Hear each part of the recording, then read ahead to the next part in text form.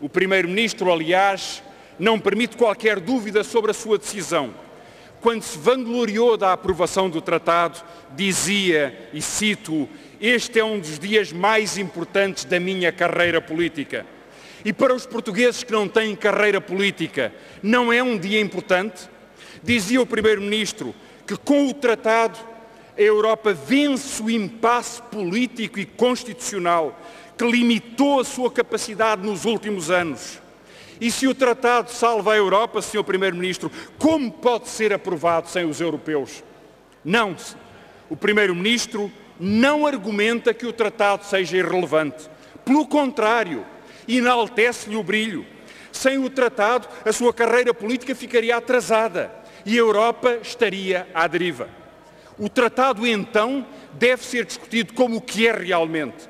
A fundação de uma Europa alargada a 27, com o seu modo de decisão maioritário, o seu presidente, o seu alto representante, a sua personalidade jurídica, a sua política monetária, a organização dos mercados, numa palavra, a definição da União. Mas é precisamente sobre todas e cada uma destas escolhas que o referendo foi prometido e a opinião dos europeus é necessária.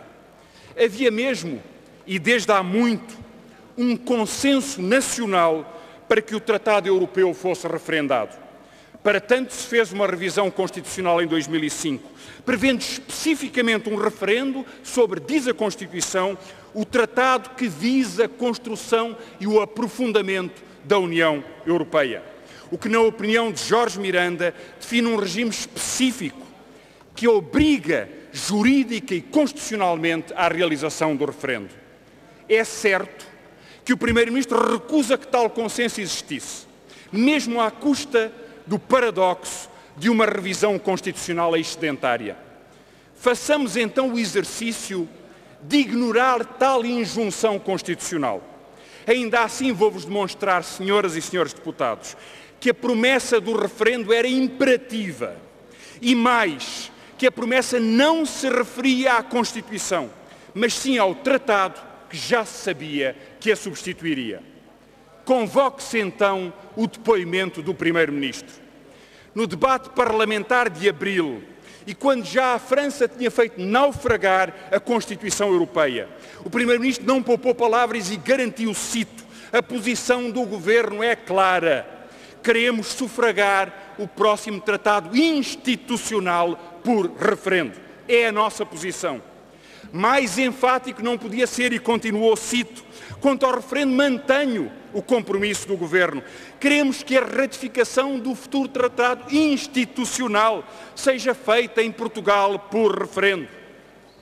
Explicava o Primeiro-Ministro que o fim da Constituição Europeia foi, e cito, foi o argumento fundamental que me levou a propor o adiamento desse referendo para a altura em que haja um novo consenso político à volta de outro tratado que junte os 27. O Primeiro-Ministro só prometeu um referendo ao tratado que substituísse a Constituição e que está escrito desde julho. É o mesmo texto, dizia ele a uma televisão.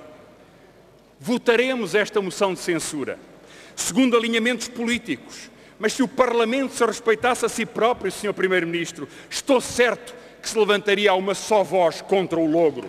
O senhor prometeu aqui aos eleitores devolver o direito de decisão.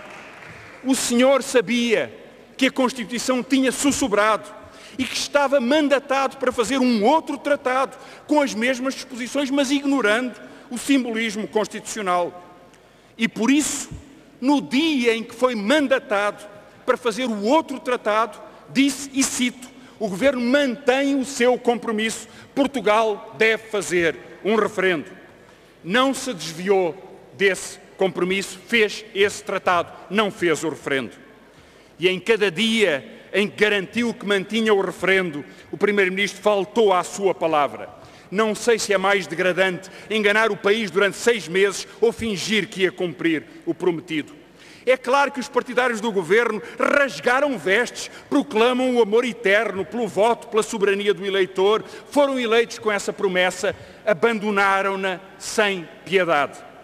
Senhoras e senhores deputados, nenhum de vós têm mandato para votar a ratificação do tratado no Parlamento. Não levaram aos eleitores nenhuma consideração sobre personalidade jurídica, sobre o Estatuto do Banco Central, não ouviram os eleitores sobre competências da União, não ouviram o eleitor sobre nada, porque lhe propuseram que esperasse, porque teria a sua voz e o seu voto. E agora basta dizerem que tanto bastaria uma Europa de democracia mínima, um tratado despachado, e que o povo só pode acenar para o palácio. Cortesãos são aqueles que pensam que as pessoas são um estorvo e que a Europa se deve blindar contra os europeus. É claro que haverão aqui tribunos para explicar porque é que não respeitam a sua própria palavra. Uns dirão que sempre desconfiaram do referendo, que sempre prometeram. Outros dirão que o referendo até permite, imagine-se o desplante, que os partidários de uma posição e de outra discutam democraticamente. Outros dirão que o tratado é tão complexo e que o eleitor normal não percebe um texto em português técnico. Dirão até, como o Primeiro-Ministro, que se outros fizessem o referendo, nós também faríamos, mesmo que ele não seja necessário. Cínicos, cínicos.